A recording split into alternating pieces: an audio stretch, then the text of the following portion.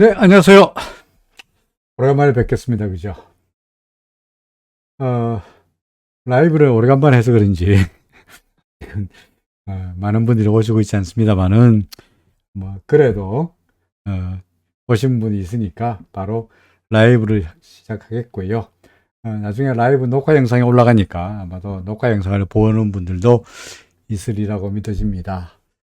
자, 주식시장이 오늘도 올랐습니다. 그죠? 19포인트의 상승세. 며칠 동안 제가 그 지방에 강의 출장이 있어가지고 라이브를 못하고 녹화 영상도 못 올린 바람에 다소간 좀 제가 마이크를 잡는 게 좀 어색할 정도입니다만은 야간 오늘 주가가 올랐습니다. 19포인트의 상승세로 마감이 됐죠. 전반적으로 시장의 분위기는 뭐 나쁘지 않네요. 네, 미국 시장이 우리가 그동안에 FOMC에서 미국이 달러 금리를 올렸던 말았던 파월 FRB 의장이 시장에서 팔리시 피봇, 혹시 금리 상승 속도를 좀 늦추지 않을까 하는 기대감을 무너뜨리는 발언. 웃기지 마라. 금리가 아직 멀었다. 인플레이션 앞으로 계속되어 이어질 거다. 라고 했으니까 시장에서는 혹시나 이번 12월 달에 금리 올리고 나면은 금리 상승 속도를 이제 끝내지 않겠나라는 기대감을 무너뜨리는 그런 발언으로 나스닥 지수가 3% 이상 폭락해도 어제 우리 시장은 또 올랐고요. 올랐고. 오늘도 마찬가지로 영국이 뱅크 오브 잉글랜드가 1980년대 이후로 처음으로 금리를 0.75% 올리고 그로 인해 가지고 전반적으로 미국의 국채금리도 올라가고 있고 달러 인덱스도 상승하고 나스닥 지수도 또 떨어지고 그런 와중에도 또 우리 시장은 꾸역꾸역 상승세로 마감되었습니다. 그러다 보니까 혹시 이거 우리 잘못 본 거 아닌가? 지금 우리가 4번 파동이라고 봤는데 이거 4번 파동이 아니고 이거 계속 올라가는 파동이 아닌가? 이런 생각이 들 것 같기도 합니다. 그죠? 자, 우리 엘리어트를 매겼던, 그죠? 엘리어트 파동으로 매겼던 걸 지금 그려본다면, 엘리어트 파동으로 봐서 우리는 지금의 파동을 어디로 보고 있느냐. 그죠? 네모 4번, 네모 3, 그 다음에 네모 4가 끝나고, 현재 우리가 네모 5에 어디에 있는데, 여기가 1이고, 여기가 2고, 여기가 3이고, 여기가 4다. 그랬죠. 그죠? 그 전까지는 사실은 제가 이걸 삼각형이다라고 주장했는데, 통상적으로 4번 파동은, 그죠? 삼각형이 되는 경우가 많기 때문에 삼각형이다라고 주장했는데, 지금 보니까 줄을 어떻게 걷든 간에 확연하게 이 삼각형의 형태는 벗어난 것 같아요. 그죠? 삼각형 형태는 확실하게 벗어난 것 같아요. 그래서 아무리 줄을 꺼도 어떻게 줄을 걷든 간에 이렇게 꺼도 아니고 이렇게 걷는 것도 아니고 어떻게 걷든 간에 일단은 아무래도 삼각형이라고 말하기에는 A, B, C, D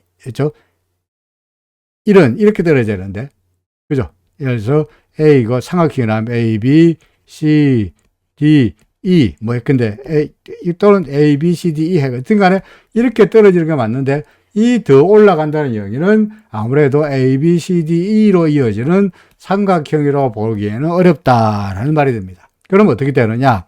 우리가 플랜 A와 플랜 B가 있었죠.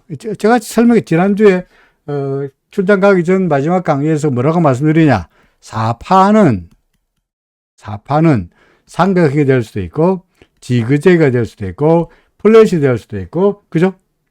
뭡니까? 이렇게 여러 가지 방법이 있다는 이야기죠. 그러니까 삼각형이면 사파지만 사파라고 해서 무조건 삼각형이 아니다는 이야기죠. 그러니까 사파이라서 삼각형이 나타날 가능성이 높다고 봤는데 지금은 삼각형의 가능성은 사라졌죠. 그럼 뭡니까? 지그재그 아니면은 플랫이 될 거다라는 말입니다. 그래서 우리가 플랜 B로서 플랜 A는 원래 오리지널은 삼각형에 대한 미련을 가지고 있습니다만은 어제 오늘 계속적으로 올라가는 꼴을 보니까 결국은 이 저항선을 뚫고 올라가는 꼴을 봐서는 이거는 삼각형이 아니다. 그건 뭐냐? 여기가 A고 여기가 B고 그 다음에 여기가 C인데 1, 2, 뭐 3, 4, 5가 되든지, 그죠? 다시 그려볼까요? 자, 여기가 A고요.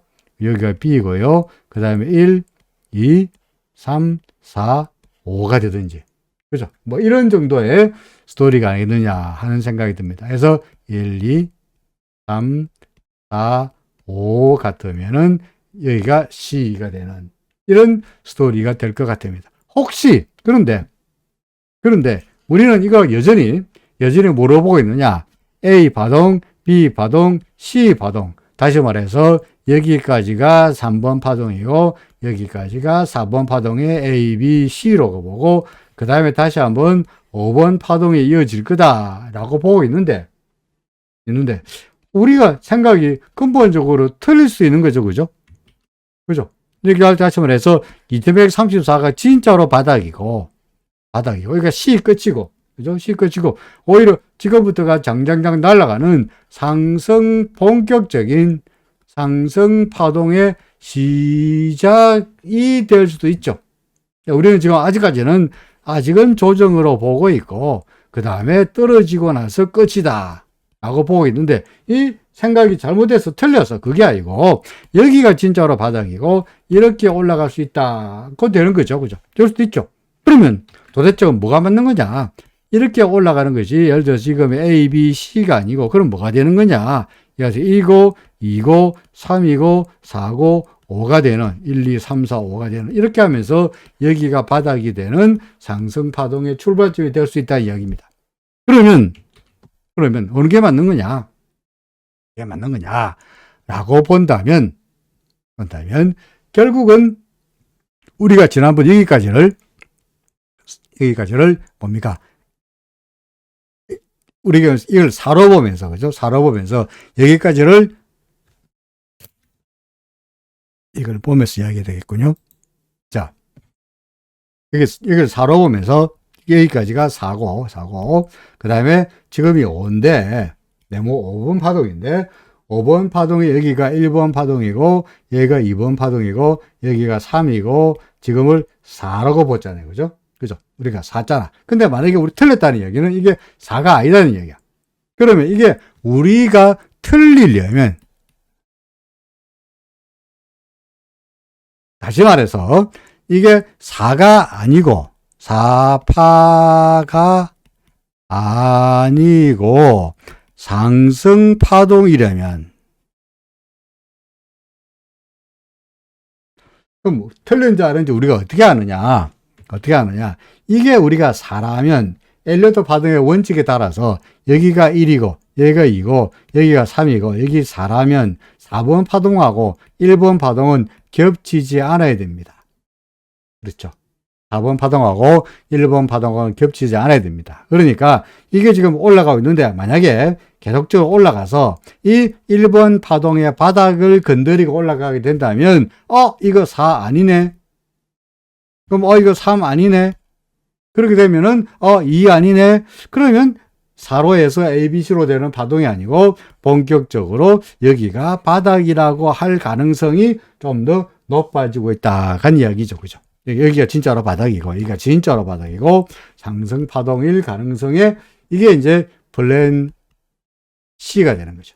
그죠? 이거 지금 현재 우리가 보기에는 플랜 A는 지금이 4이고 삼각형이다. 근데 틀렸고 그래서 그게 아니고 다른 생각은 플랜 B는 지금이 4인데 삼각형이 아니고 뭡니까? A, B, 1, 2, 3, 4, 5가 되는 A, B, C가 되는 그죠? 여기가 A고 여기가 B가 되고 A, B 되고 C가 되는 지난번에 설명했습니다만은 C가 되는 이럴 가능성이 우리가 플랜 B입니다.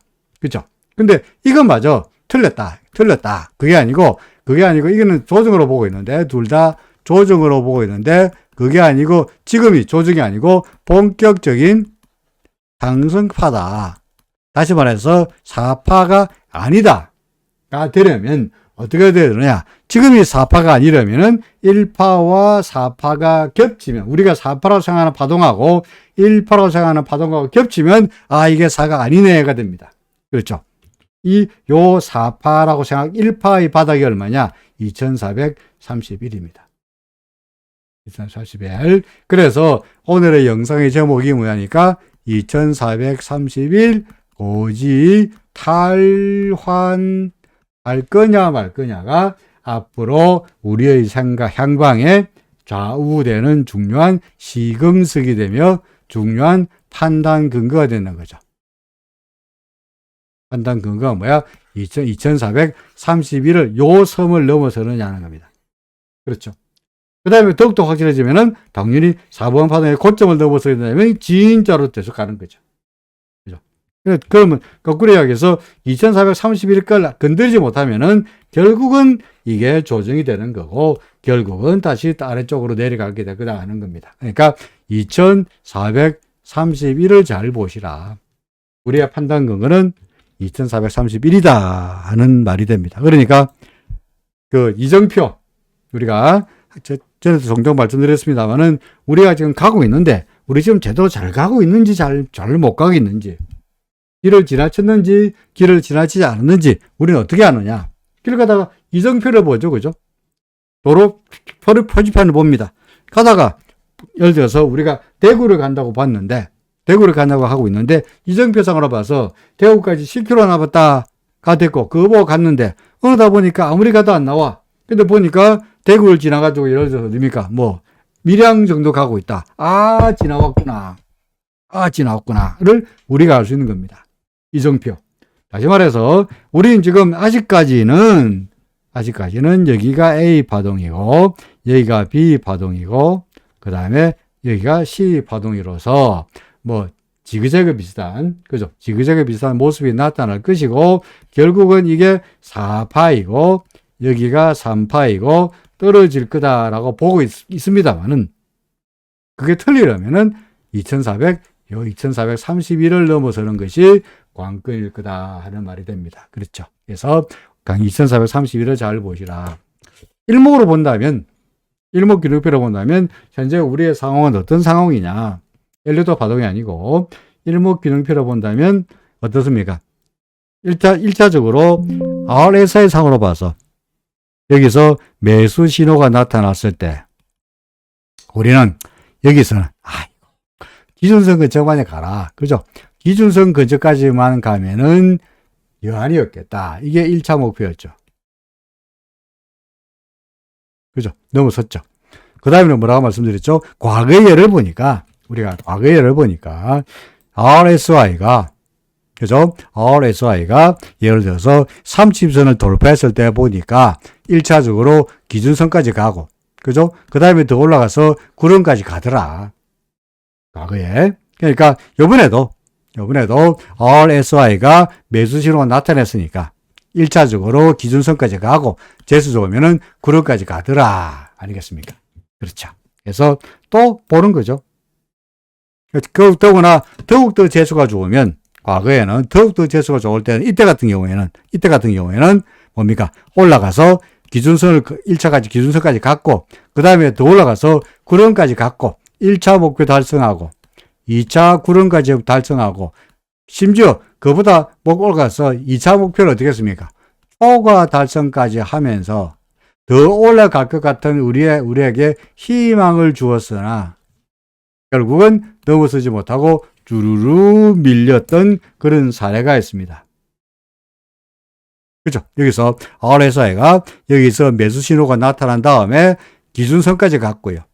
그죠? 여기까지 기준선까지 갔고 그 다음에 구름 근처까지 가더니 더욱더 더 올라가서 구름 밖으로 나갈 것 같은 그런 분위기였다가 결국은 주르르 밀려 내려갔던 그런 경험이 있으니 이번의 경우에도 혹시나 다시 한번 RSI가 여기서 매수 신호가 나타났으니까 1차적으로 기준선까지 왔고 그 다음에 2차적으로 구름까지 왔는데 혹시나 기분이 좋아서 초과 달성하여 목표를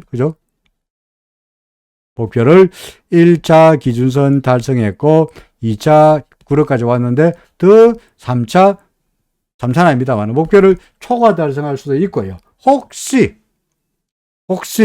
우리가 틀려서 2431을 2431 요거 2431을 통과하게 된다면 4파라는 생각은 날아가는 거고 그게 아니고 빠방빵빵 상승세가 되는 거고, 이게 더욱더 확실해지려면 2546이 그 다음으로 확인하는 이정표가 될 거다라는 말이 됩니다. 그죠? 그래서 일단은 2431, 그 다음에는 2500 얼마입니까? 46이던가요? 2546이죠. 그래서 2431, 그 다음에는 2546이 각각 우리가 쳐다봐야 할 중요한 이정표일 거다. 지금으로 봐서는 일목에 구름 근처에서 저항을 받고 있긴 합니다만은, 구름 저항을 받고 있으니까 여기서 밀리더라도 이상하지는 않아요. 이상하지 않아요. 근데 후행스패는 현재 뭡니까? 캔들을 넘어섰으니까 좀 더 상승하더라도 이상하지 않다. 그러니까 바로 밀려도 되고, 좀 더 올라갔다가 밀려도 되고, 아래까지 아래 사이는 오늘자로 아래 사이는 65니까 좀 더 올라갈 수는 여러 개 있어 보이죠. 그죠? 그러니까 과거에 이때도 아래 사이가 70을 넘어선 다음에 구름을 살짝 넘어간 다음에 밀렸으니 혹시 더 올라가서 구름 밖으로 살짝 나갔다가 이때처럼, 그죠? 이때처럼 다시 그럴까요? 이때처럼 구름을 밖으로 싹 나갔다가 넘어왔을 경우에 이때 아래 사이가 70 근처 왔으니까 지금은 좀 더 올라간다면 얘도 구름 밖으로 좀 나갔다가 이렇게 되거나 하면서 파동을 원한다면 여기가 A고 B고 1, 2, 3, 4, 5가 되는, 그죠? 1, 2, 3, 4, 5가 되는 그런 스토리가 되지 않겠나 싶기도 합니다. 그런데 이게 틀리려면 더 올라가서 2431을 넘어서 버리면은 틀렸다. 여기 있군요. 2431을 넘기면은 틀렸다. 계속 간다. 지금은 어찌해야 됩니까? 여전히 스테이. 그죠? 스테이. 한 전략이 됩니다. 코스닥은요? 코스피는, 그죠? 코스피는 뚜렷하게 삼각형의 위쪽 저항선을 뚫고 상승하는 모습이 뚜렷해서 이렇게 RSI의 목표대로 기준선 닫고, 그 다음에 구름 닫고, 그 다음으로 구름 받고 나갈 것 같은 게 코스피였는데, 코스닥은 지금 이제 코스닥은 어떻습니까? 위쪽에 저항선도 뚫지 못하고, 그죠? 좁은 범위를 아직까지 이어가고 있죠. 그나마 RSI 상으로 봐서 이 매수 신호가 나타난 다음에 기준선에 닿았고, 잘 가면 구름 근처까지 가는 정도의 모습이지 않겠나 싶기도 합니다. 그래서 코스피에 비해서 코스닥은 상대적으로 취약하다. 그러니까 우리가 지금 지수를 이야기하고 있으니 특히 코스닥의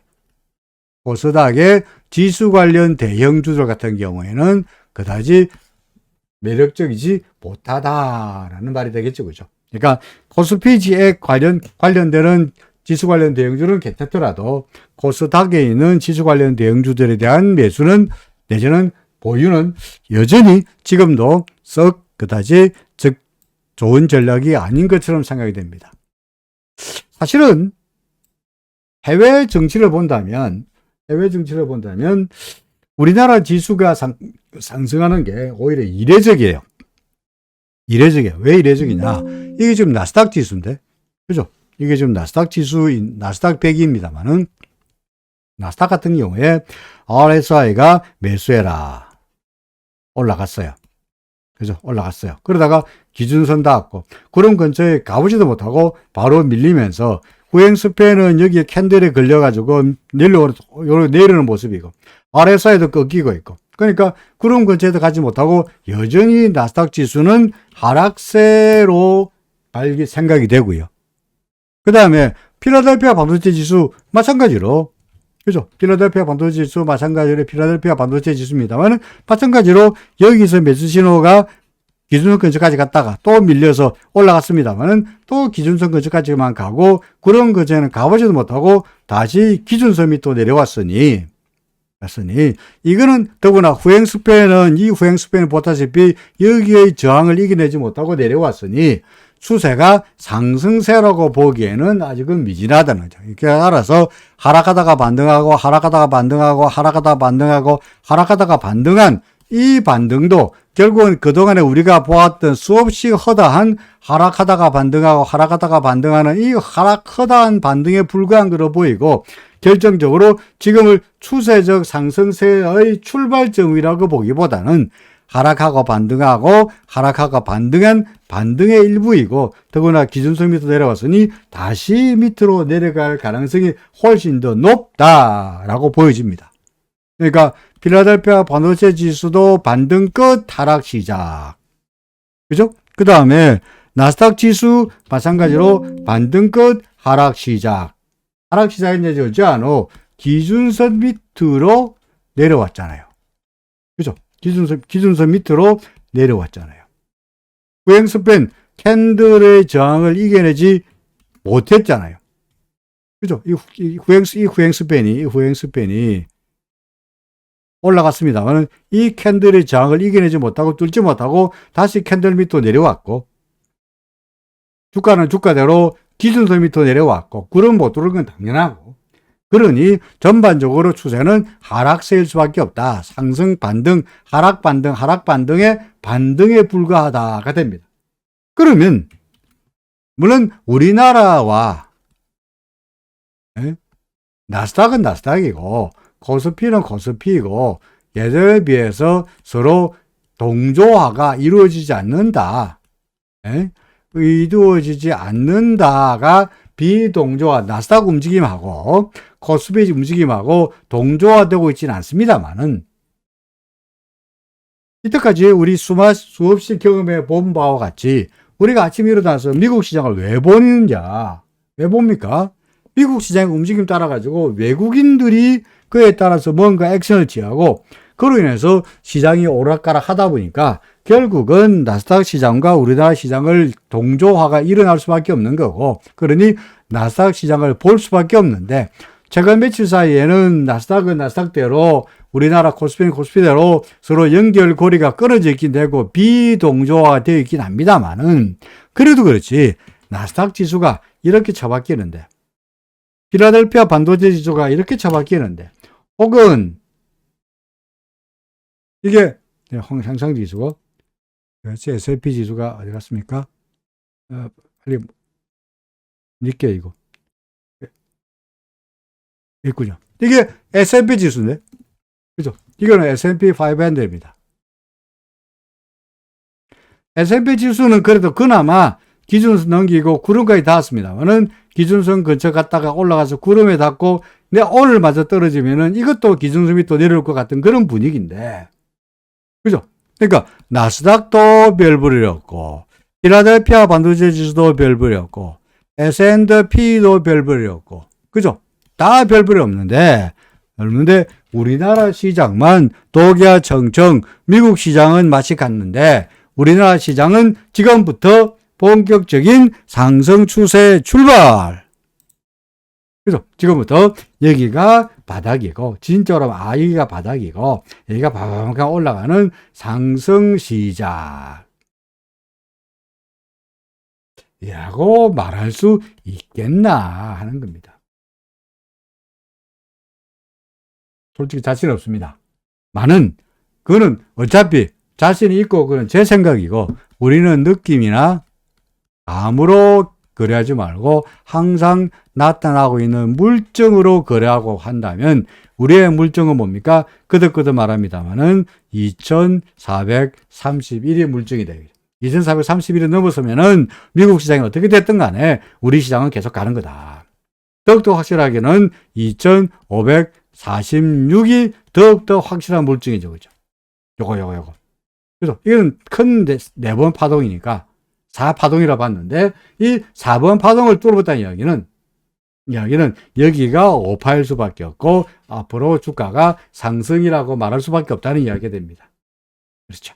그래서 2431, 2546이라는 물증을 보시라고 거듭거듭 말씀드립니다만은, 어떻게 됐든 간에 현재 미국 시장은 보다시피 계속적으로 맛이 가고 있고, 그죠? 미국 시장은 계속적으로 아래쪽으로 흘러가고 있고, 나스닥 지수도 기준선 밑으로 내려왔고, 필라델피아 반도체 지수도 기준선 밑으로 내려왔고, S&P 500도 구름에 닥치고 밑으로 밀리는 꼴인데 우리 시장만 상승한다가 말하기에는 좀 너무 동떨어지지 않겠냐, 그런 생각이 듭니다.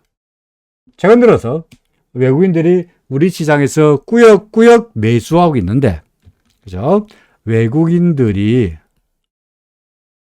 우리나라 지역에서 매수하고 있는데, 잘 보시면 외국인들 매수는 말씀드렸듯이 시가총액 상위주들을 매수하고 있어요. 그 이야기는 뭐냐니까, 외국인들의 매수는 뭐 매수냐? 지수를 매수하고 있다. 지수를. 그죠? 종목이 아닙니다. 개별 종목이 아니고 큰 것들, 뭐 삼성전자나 삼성에너지솔루션이나 뭐 이런 걸 사고 있다. LG화학이나. 그죠? 이런 시가총액 상위 종목을 사고 있다. 왜 그러냐? 이거는 뭐 일부 알겠습니다만은 중국에서, 그죠?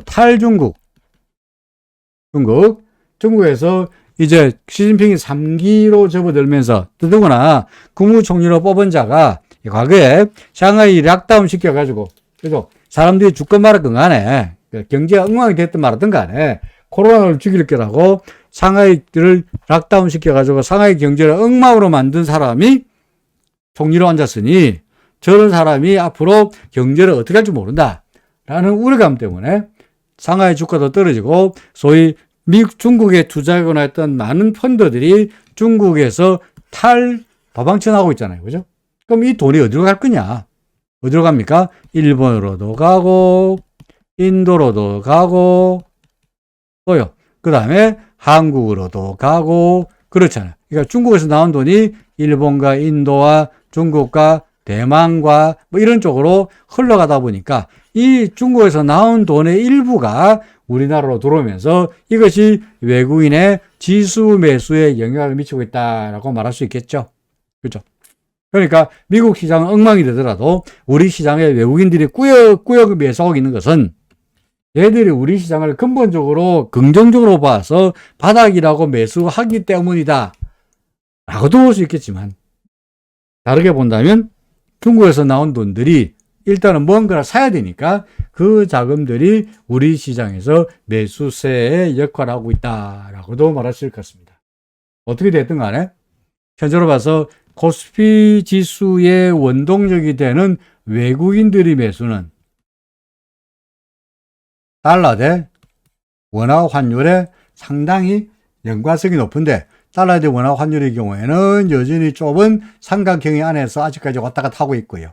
그죠? 그 다음에 RSI는 고점에서 계속적으로 떨어지고 있고, 여기서 매도 신호는 여전히 유효하다 보니 우리는 저는 이걸 삼각형이 되니까 4파라고 보고 있습니다만은, 4파라고 보긴 합니다만, 어떻게 됐든 간에 4파 다음에 올라간다고 보고는 있습니다만, 어떻게 됐든 간에 당장에는 RSI 상으로 봐서 매수라는 신호가 없죠. 그죠? 뭐 밑으로 올라간다거나 뭐 이런 매수 신호가 나타나야 될 텐데, RSI 상으로 봐서 아무런 사라는 신호가 없어요. 그죠? 사라는 신호가 없다는 얘는, 사라는 신호가 없다는 이야기는 뭡니까? 매도 유지 아니면은 제로 유지가 되는 거죠. 그러니까 현재로 봐서는 이 좁은 범위에서 왔다 갔다 하면서 달러 대 원화 환율이 크게 올라가지 못하고 있으니 외국인들의 매수가 나름대로 나타나고 있다라고 말할 수 있는 겁니다. 그래야 해서 외국인들이 매수하고 있다 보니까 달러 대 원화 환율이 왔다 갔다 한다고 되겠는데, 둘 중에 하나, 외국인 매수와 달러 대 원화 환율이 서로 연결되어 있습니다만은, 이게 연결한 고리가 탁 끊어질 때 달러 대 원화 환율은 빵 올라가고 주가는 빵 빠지고, 그런 식의 시나리오가 되지 않겠나 생각합니다. 언제 RSI가 30m로 내려왔다가 올라갈 때라든지, 우리나라 코스피 지수로 말한다면 얘가 더 올라갔다가 이렇게 내려올 때, 그죠? RSI가 70선 밑으로 내려올 때, 이때가 주가가 이렇게 올라갔다가 내려올 때가 아무래도 이 조정 파동의 끝이 아니겠느냐라고 생각합니다. 물론 이 올라가는 파동이 2431을 넘어서면은 이런 시나리오는 사라지는 거고 계속해서 올라가는 쪽으로 봐야 될 것이고. 그죠? 그렇습니다. 자, 해외 시장은 전반적으로 그렇습니다만은 해외 시장에서 다소간 좀 강세로 보이던 유로화 다시 밀리고 있고요.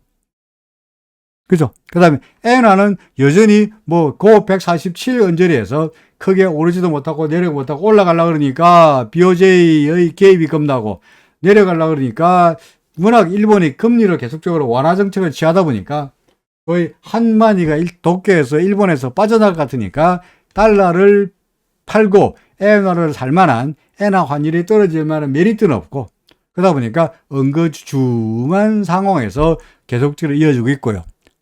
그러니까 유로는 빠지고 달러 강세고 달러 엔은 그대로 유지되고 있고 그러다 보니까 달러 인덱스는 엉거주춤합니다만은 그래도 조금씩이나마 구름이 지지를 받고 그죠? 구름이 지지를 받고 야금야금 그죠? 올라가고 있죠. 그죠? 달러 인덱스는 야금야금 올라가고 있습니다. 하지만 달러 인덱스는 야금야금 올라가고 있으나 우리나라의 달러에 대한 원화 환율은 그죠? 우리나라의 달러에 대한 원화 환율은 그다지 강력한 상승세가 아니고 좁은 범위에서 오락가락하고 있다 이런 겁니다. 그러니까 조만간 뭔가 위든 아래든 간에 아래쪽으로 기준선마저 더 무너뜨리거나 아니면 튀거나 둘 중에 하나 조만간 방향성이 나타날 시간이 점점점 다가오고 있다라고 생각이 되고요. 아니면은 얘가 더 떨어지다가 RSI 30선 밑에서 올라갔다가 내려왔을 때, 그죠? 이 RSI가 30 아직 아닙니다만은 30선 밑으로 내려왔다 올라갈 때가 그때가 매수의 타이밍이 될 것이고 그러면서 주가는 떨어지는 그런 시나리오로 생각해 볼 수 있겠죠. 그죠? 자, 그렇습니다.